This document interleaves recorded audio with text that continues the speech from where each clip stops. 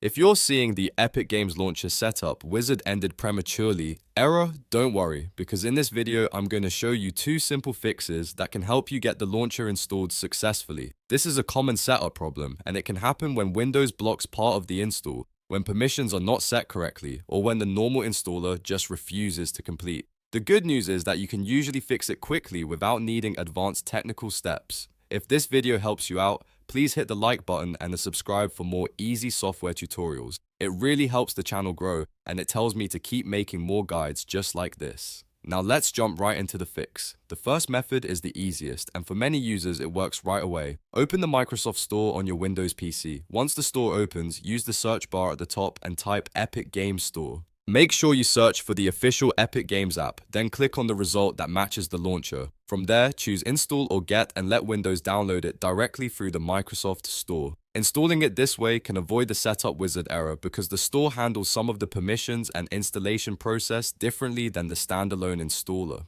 After the install finishes, open the Epic Games Launcher and sign in with your account to confirm everything is working properly. If the Microsoft Store method works, then you're done. But if you still want to try the original installer, or if the store version doesn't solve the problem on your system, there is another method you can use. This second fix involves running the installer with administrative privileges, which gives Windows permission to complete the setup properly. To do that, first open Task Manager. You can do this by pressing Ctrl, Shift, and Escape on your keyboard, or by right-clicking the taskbar and choosing Task Manager. If the installer is already running or stuck in the background, end any Epic Games or setup-related tasks you see in the list. This helps clear out anything that may be blocking the installation. Next, locate the Epic Games Launcher installer file on your computer. Right-click it, and if you see an option to run as administrator, select it and allow the installation to continue. If you are launching it through Task Manager or another method, make sure the installer is being opened with admin permissions. This can often fix the premature ending error because the installer needs elevated access to write files and make system changes. If Windows shows a user account control prompt, click Yes to approve it and continue.